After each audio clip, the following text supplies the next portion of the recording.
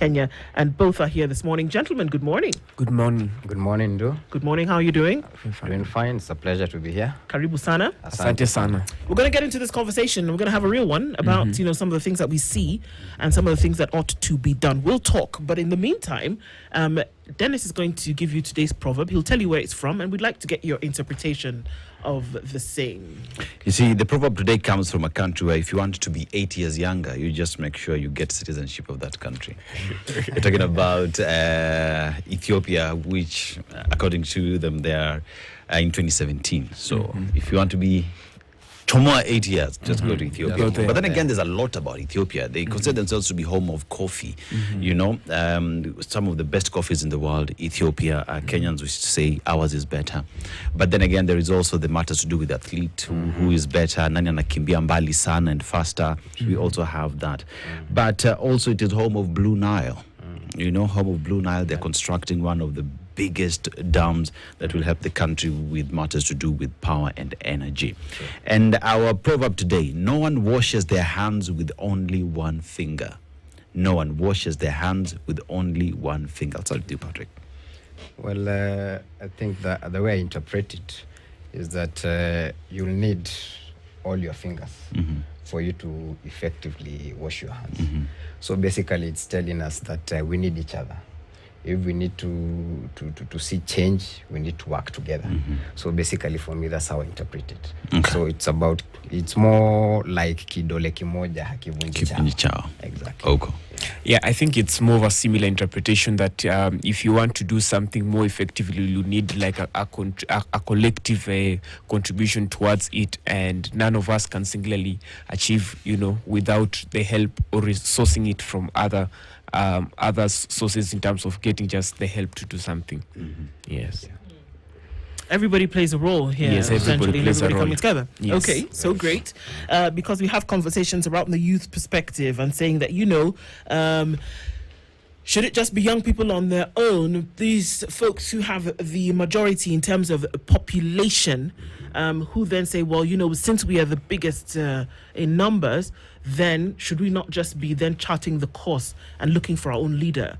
But should we actually then say, because we are the largest in number, can we make sure that we are involved in the conversation towards better governance and things like that? I'd like to get an overall perspective of where you're coming from that. Let's start with Yoko. When we talk about, saying participation in governance, and we tend to think that governance can only then be practiced if you have a position, president, governor, senator, member of parliament, MCA, and we think, okay, well, when you have that title behind your name, that's when you are in governance. But let's take an overview, first of all, when we're talking about inviting everybody in to have this conversation. Where do we stand?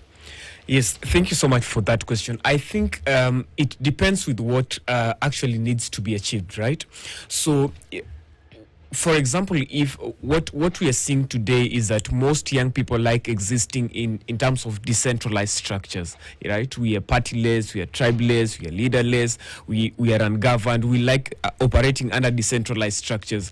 But you ask yourself, to what end, right? So if it is in the form of activism, there are things which we would wish to achieve via activism, right? Going to the street, etc., then decentralized structures will most likely work.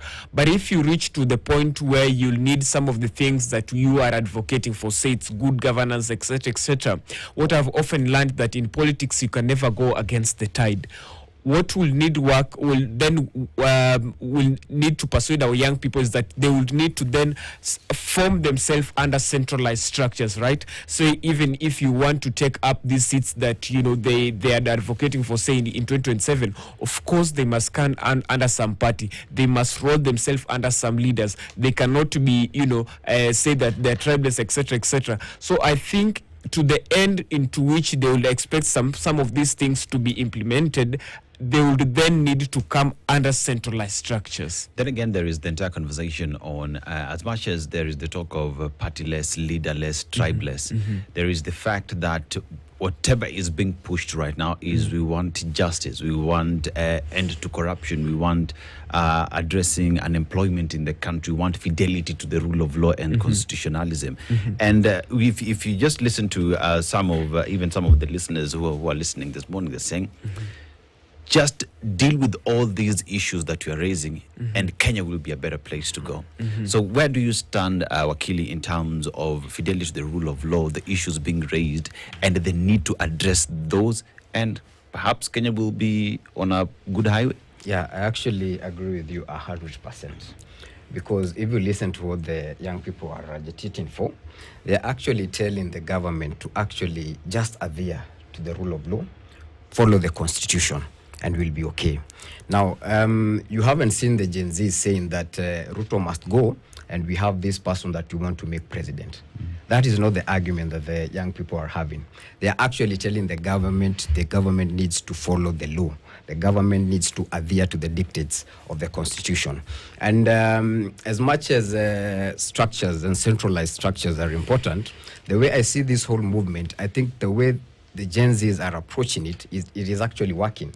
Because if you see how the government is trying to counter the same, we saw, I think it was yesterday in Parliament, when they were discussing the aftermath of 25th. You could see the discussion that was there. They were trying to trivialize the whole issue and try to blame other political leaders for what happened. So from where I sit it as these people trying to bring this whole conversation to somewhere where they can be able to manage it, and that is through politics. But what the young people are actually fighting for is economic liberation. So you cannot bring a political solution to an economic problem. So that is where the government, I think, is getting it wrong. And I think if they would have the will to listen to what the people are actually saying, we won't need to have demonstration in the streets and people fighting every day. They just have to listen, and after listening, actually have that will to do what they have been told, not just some PR activities here and there, and then getting back to the default settings. So they're hearing, they're discussing it in Parliament. That clearly shows that finally there are inroads being made. But when it comes to implementation and addressing really to the T what is being raised is where we have challenges. Oko, why do you think that's the case? That we are hearing, we are listening, but when it comes to implementation, where rubber meets the road, nothing really seems to be working. Yeah, perhaps before I answer that question, I will need to maybe retaliate whatever my brother said. I think there is a political fix to this thing, and I've often been asking myself, is this movement really tribeless? Is it like the more things change, the more they still remain the same? Because if you look at the way these protests were happening the other day, why is it that in dominated places where it's, how do we perceive it, the broad-based dominated places, we were not able to see the Gen Zs from these places on the streets? If you look at Nyanza, entire Nyanza, it was entirely peaceful. There were no protests. If you go to Western, if you go to Coast, if you go to a majority, if you go to Northeastern, is there a connotation to this that perhaps it's not that entirely tribeless, and the areas that are being socially perceived to be out of government are the ones that are leading in this demonstration? So is it a connotation? Because the people who are saying is that how can the Gen Zs from Nyanza decide to go to the streets when they are already now being socially perceived that they are currently in government? In answering your question as to why now when it comes to the implementation it becomes a challenge, now Patrick, there's something called structural dependency, and this is something that exists all over in the world, that for a government, for politicians to be effective, they create this thing called structural dependency, that we do not want to give you too much that you'll start that will leverage your thinking in another way, but we just want to give you that little just for your basic needs. That's why I think many a times governments and politicians are very reluctant in giving an overhaul help or implementation of some of these things, They want you to be dependent. They do not want to give these young people jobs so that they are politically... It's not their job. Yeah, let's start there. It is not the job of government to give jobs. Yes, it's the job of government to create an environment where these jobs will then happen. That if they don't do the things that they're supposed to do, then perhaps one could see that, okay, there's the reluctance to do that. But I have to ask, what do you think they would gain if they don't create an environment that is conducive? Because what are we talking about if we get down to the brick and mortar? What are we talking about when we say creating a conducive environment? That means if somebody wants to start business, that maybe you make it a little bit easier, that they don't need 330,000 shillings to get a license in one, sector, or that they don't need 15 different licenses if they wanted to open a restaurant, kind of thing that we're talking about. Or if you wanted a small shop where you were selling goods, that you didn't need so many things. Those are the barriers that we're talking about breaking. What would be the gain for somebody to not create that environment? What would they gain? Yes, I think there might be the distincts about creating jobs and creating an enabling environment. As I've said, it's structural dependency, okay? What do I mean by structural dependency? If today I'm an unemployed young man, okay, and the government creates... remember, the people who run governments are politicians, okay? Generally, they're the ones who are the buck stops with. So if Mark Oko, somebody who is a young person who is unemployed today, and you give him a job, where today he's, from Monday to Friday, he needs to report. Say, even if I'm working here at Standard Media every day, I don't even have the time to, I won't have the time to go to the streets. If somebody will need me to use me for political purposes, that's what I mean by structural dependency. Because for my basic needs are already covered. The person who is employed, the way they think about politics, they think around it, policy, direction, etc., etc. But people who are unemployed, they think about handouts. They think about how... So it's called structural dependency. So are you saying that people are in the street because they lack, anything else to do? No, not like they lack anything else to do. But a majority of those people in the streets, one is that majority of them are unemployed. A person who is employed, first of all, many of them do not have the latitude to even go to the street. But you see, even those who are going to the streets today, some of them are going there to push for the idea that the government creates a better working environment for these jobs to be able to come up, so they can be entrepreneurs with their own SMEs and that they're working. So that the government needs to address the debt issue in the country, so that when a young person, so that when an entrepreneur goes to the bank to ask for loan, it is easily received because the government has created that environment. And failure for the government to do that, therefore, this young person you say that is idle, finds himself out there.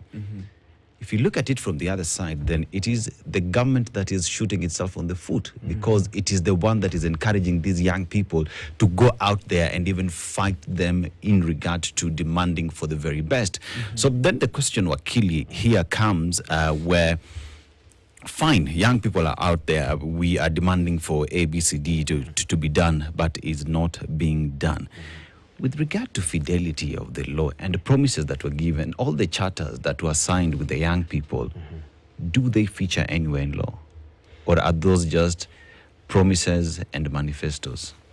Well, first of all, when this government was campaigning, it made a lot of promises, very colorful and beautiful promises to the people, and especially to the young people. And I think that is one of the things that actually fueled this whole Gen Z revolution.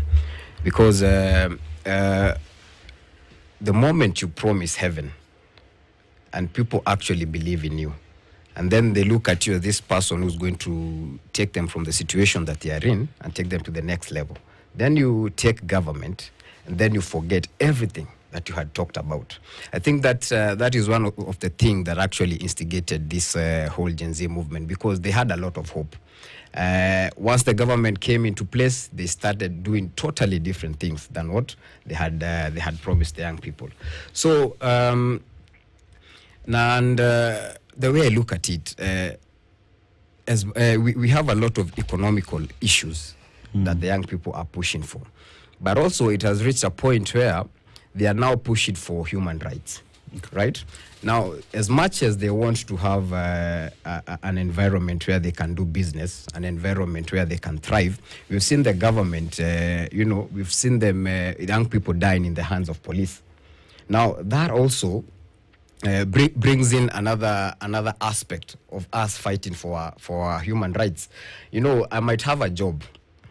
I might go and represent a client, and that client pays me well. But when I get home, I see on the news that there's a person who has been arrested, and that person has died in a police cell. Now that instills fear in me, because tomorrow it might be me, it might be my brother, it might be my sister who has been arrested, and then he or she loses his or her life in a police cell. So this thing is not only about the people, the young people who don't have jobs. Even the people who have jobs right now are fearing for their human rights because they are not safe. You get? So as much as there's some people who are fighting so that they can have a space where they can earn a living, there's another group that is fighting to make sure that, yes, myself at this particular moment, I'm comfortable in what I do, but I feel I'm not safe because in the hands of the police, the people who are supposed to protect me, I might also die in their hands. So we need also to look at that, because now the government is not only messing the economy, it is also messing when it comes to dealing with human beings and their rights. And that, I think, is also, instigating and also fueling up the kind of uprising that we are seeing. Yeah. What is characterizing this uprising? Because I'm wondering if there is concert in terms of what everybody feels is the issue, and how it should actually then be addressed. It sounds that sometimes we try to call a thing a certain way, and it's not exactly the issue. So coming back to you, Oko, what do you think are the issues, the underlying ones? Or do you feel that we sometimes just joining the party because it sounds like the trendy thing to do at the moment? Yes. Now, in characterizing this Gen Z movement and the people whom we see this on the streets, there are three kind of crowds you will normally see on the streets, okay?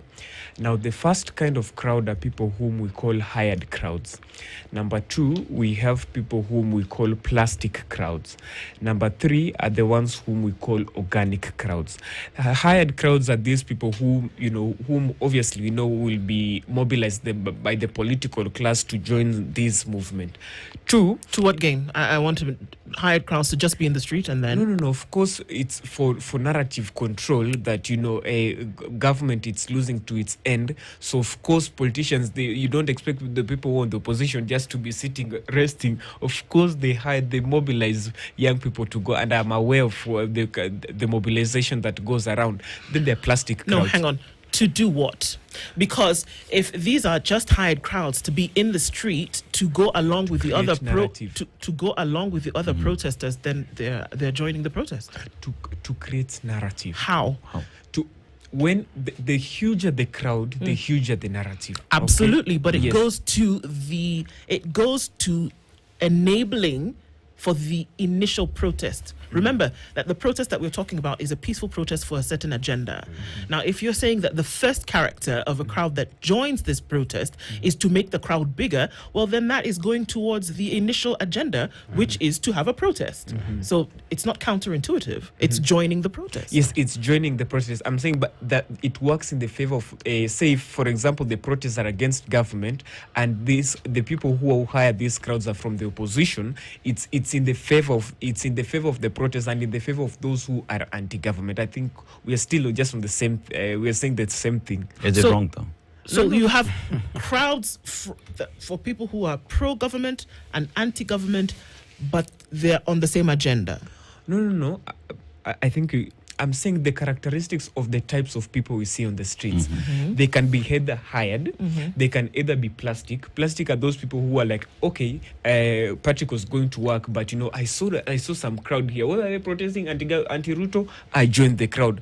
There are people who are like, it wasn't their purpose to join the protest, but they joined it as a result of seeing the protest. Okay. Then the third group is the organic crowd, people who are just generally angry. And I think they form formed the hugest crowd, I think, generally for the people who are on the streets this other day. So it should be alarming for government. If you have a protest which has majorly hired crowds, you don't need to worry. But if the protest is formed by an organic crowd, you need to worry.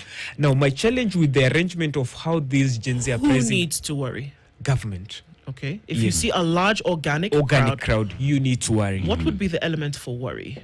The element for worry is that these people are not people who are persuaded or paid to come here, but it is something that it's affecting a number of people, and it's a genuine concern. It's not people. It's not some political persuasion that's happening around here. Now, my challenge with this Gen Z uprising is that, one, it's really predictable. I normally tell people, you cannot fool government twice. You cannot use the same strategy that, you use Occupy Parliament, and the same strategy of mobilization, and think that it will work the same time. Government can be really funny. Even amongst those people who are protesting, government can send its own people there. Do you know the people who are protesting? Their government can mobilize for those, so that there are people. And the reason why I'm saying this is that it can use this as a purpose of confusion, both for those in the opposition and even amongst the Gen Z, so that a politician on the opposition will say, oh, so we have so many Gen Zs on our thing, not knowing that these are people who have been mobilized by government. Another thing that is predictable is how police would handle these protests. Yes. Because every time when protests happen, there's a reason why every other protester comes out with water, with face masks, and at times even with helmets and toothpaste, because they know tear gas will be lobbed. And others recently, even in these demos, some were actually bidding goodbye to their people, simply because they were not sure that they would go back home. So when we talk about predictability, it is on both sides. But leave alone the predictability, leave alone the plastic crews or hired goons or whatever, whichever way you want to look at it. Let us look at the agenda that is being pushed. Are we sitting down to listen to the agenda that is being pushed? Sit down, reflect, and implement those issues, address them such that these protests stop being the order of the day, because we listen to our people, we listen to our Gen Zs, we are addressing their issues, and everyone is happy at the end of the day. Patrick, I think we are not listening to what the young people are saying, and the best thing that will let you know that we are not listening, or the government is not listening. You just have to look at the address that the CS had after the demonstrations. The CS had a public address where he was just castigating everyone, including the judiciary, telling them, these people, we arrest them, the protesters, we bring them to court, but you give them favorable bail terms, and they are back on the streets. He was castigating everyone, castigating his fellow political leaders, castigating the protesters, all Kenyans in one address. But he was not talking about the issues that the Gen Zs have been raising. So I would have expected the CS to come out and say, yes, we know you are agitating for good governance. We know you are agitating for integrity and accountability. And these are the things that the government are willing to do. These are the things that we are putting in place. But we had him go to an extent where he actually threatened Kenyans, and he told the police, if you see someone near the police station, actually go ahead and shoot them. So the way the government is handling this whole thing, I think is the wrong way. Because the moment you bring the perception like it's the government or it's the leaders against the masses, you definitely are not going to win. I heard the MP for Kikuyu the other day just thumping and saying that the finance bill that you were against last year, we were able to pass it and there's nothing you can do. So that in itself is bringing that perception that the government or the leaders in this country want the people to perceive that it's them as the leaders of the government against the masses. And I can tell them that this is a war that they cannot win. This is a war that they cannot win, because at the end of the day, it's the people who put them there. and they have a right to send them home backpacking. So what they should be doing at this moment is actually looking at the issues and stop politicizing it, because I had them trying now to shift the blame to other political leaders. You'll hear them say, oh, it is Rigathi Gachagua, oh, it is Kalonzo. They are trying now to push this whole issue to a corner of politics, which is easier for them to deal with. It's hard for them to deal with the real issues, but it's easier for them to play politics around the whole issue. So for me, if I look at it, they are not willing to listen.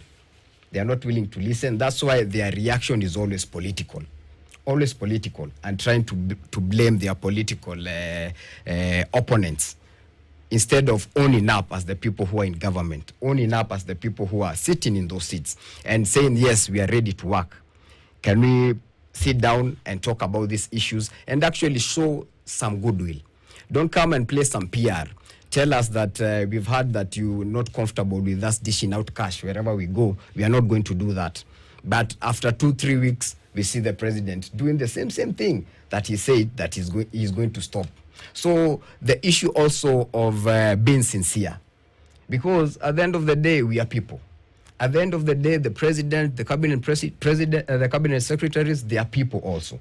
There's a certain way also you can communicate to those people and they'll feel that you are genuine, right? But the whole issue of bravado, chest thumping, I think that goes into infuriating the masses more, and that in itself is not bringing solutions. Let's take a break at this point. Patrick Hungo is an advocate of the High Court of Kenya, and Mark Ouko, Youth Coordinator, National Students Council of Kenya.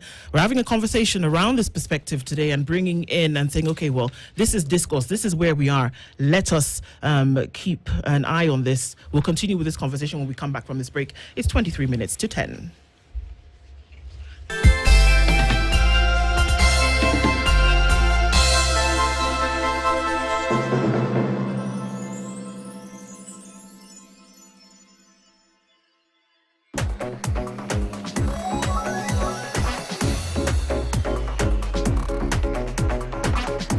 I make my Tuesday count by reading the Financial Standard. It helps me make much better and smarter financial decisions.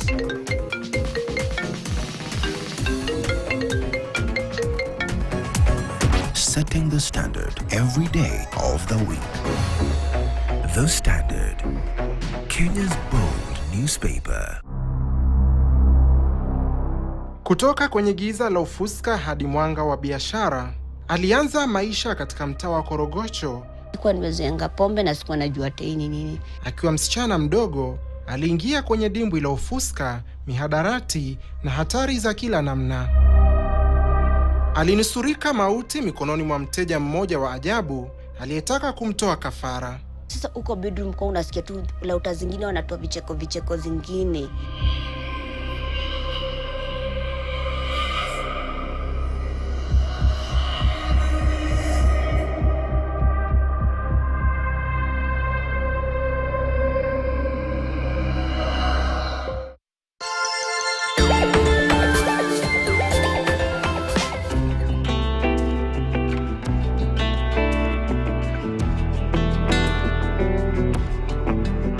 So as we say that Culture Quest this year, we are taking it to international, and in particular this week we are in China, and in this series we'll be highlighting various prospects of culture and tourism in China. I'll be visiting unique places as well as talking to experts in this space, and also at the same time looking at what are the correlation between China and Kenya, as China and Kenya have had 62 years of diplomacy and cooperation in trade and various sectors. So stay tuned as we bring the series all the way from China.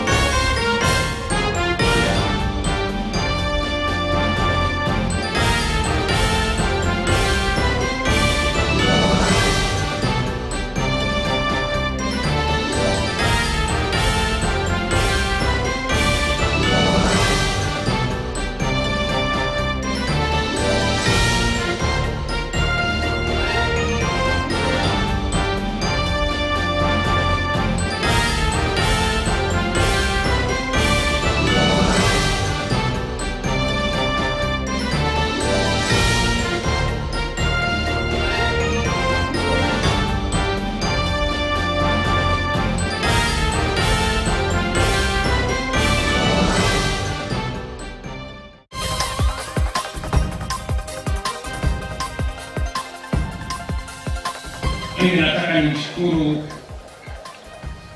kaka yetu mkubwa Raila Amolo Odinga kwa kukubali ya kwamba tuunganishe taifa letu la Kenya, tushikanishe pamoja, kwa sababu ya muhimu ni taifa letu la Kenya, ndio tuweze sio kuendesha siasa siku baada ya nyingine, wiki baada ya nyingine, mwezi baada ya nyingine, mwaka baada ya nyingine, lakini tuchangie sehemu kubwa ya maendeleo ya taifa letu la Kenya. Uchaguzi ni jambo la siku moja, maendeleo ni mambo ya kila siku katika taifa letu.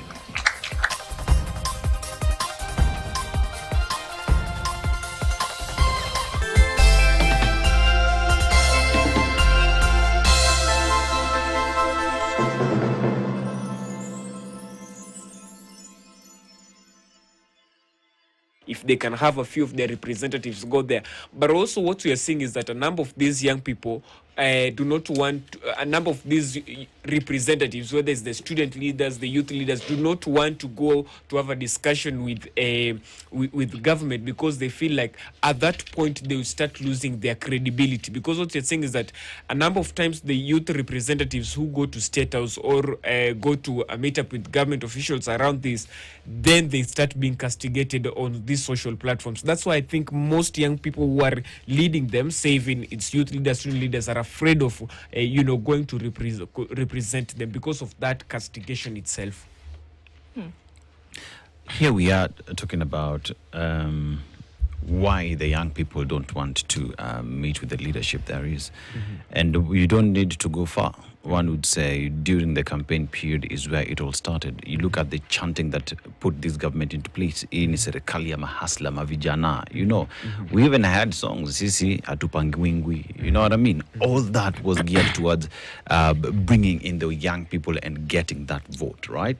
Now, there are even charters that were signed with the young people. Then you get to government and the young person is nowhere to be seen. When it comes to the taxes that are there, it is hurting the young person. Talk about how the economy is, unemployment and whatnot. All these are there. And when there are conversations on we will not meet you, they are meeting that was ahead on X Spaces with the president. One of the demands is fire them all, bring in people who will implement the issues. Who did we see come back on the table? The very same people who were fired.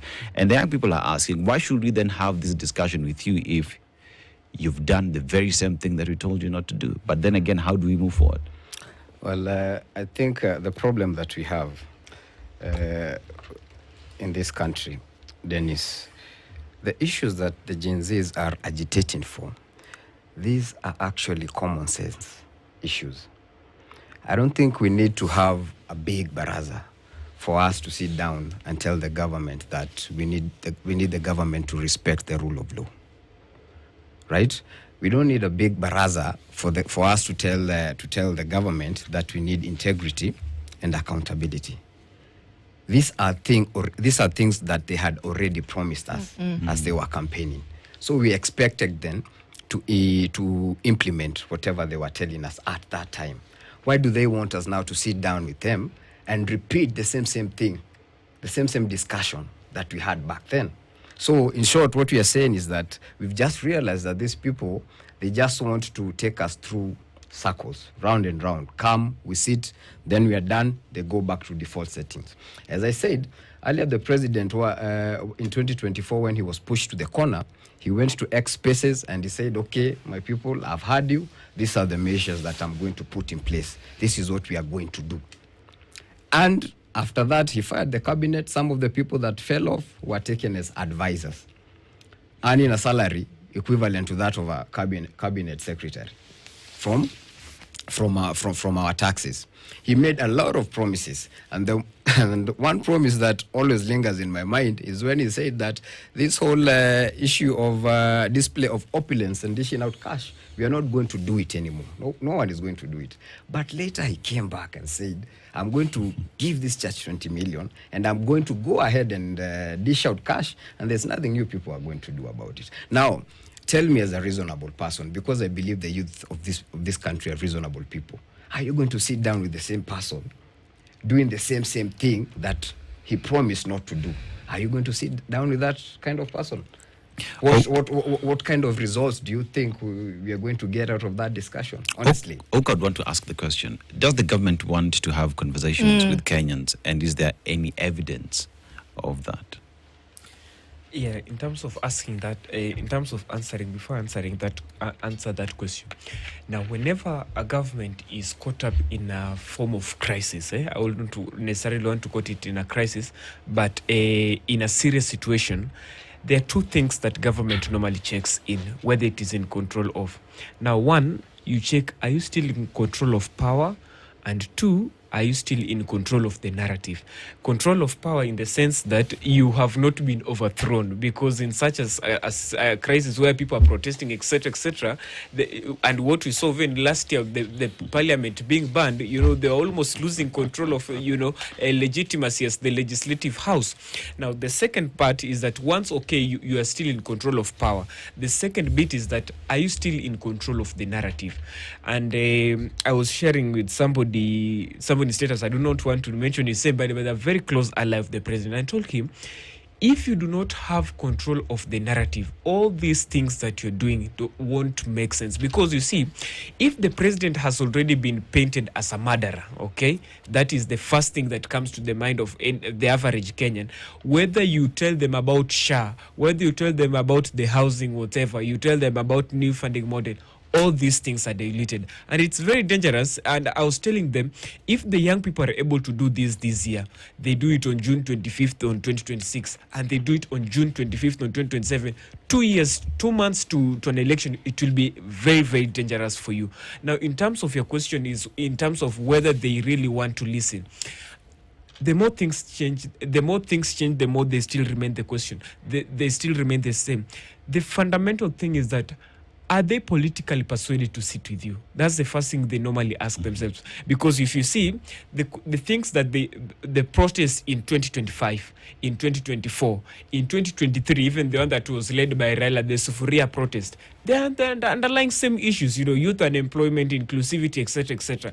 Now, for them to bring you to sit with you on the table, they need to ask themselves, are they politically persuaded? The reason as to why they normally bring somebody like Raila on board is because they feel they are politically persuaded that the moment you bring Raila Amolo Odinga on board, there will be stability. The challenge with the young people is that working with the decentralized structures is really hard, because one, you don't know whom to speak with. If you speak with Kungu today, he will be bashed on social media that he is betraying the movement. So these people are not centralized, and they have not been centralized in a way that it's easy to even see whom to discuss with. Isn't implementation of the agenda and the issues raised by the young people then a point of conversation that does not need people to sit on the table? You really don't have to sit down, honestly. Let us be honest when we are talking about these issues. We've had a lot of, even our politicians, they go to a lot of retreats. They go to sit down and to come up with reports that do not really help us. So talking really won't help us. What we want the government to do, we want it to implement its manifesto. We want it to respect the constitution and govern within the law.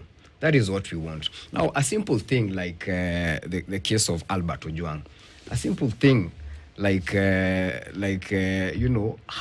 the DIG held to account, that would really speak volumes, right? Now, the reason why 25th was as hot as it was because the youth had just witnessed, or seen the murder of Albert Ojwang. And from where we sit, we can see that the people who sit in the high places are kind of being protected, and the small fish is being left to hang.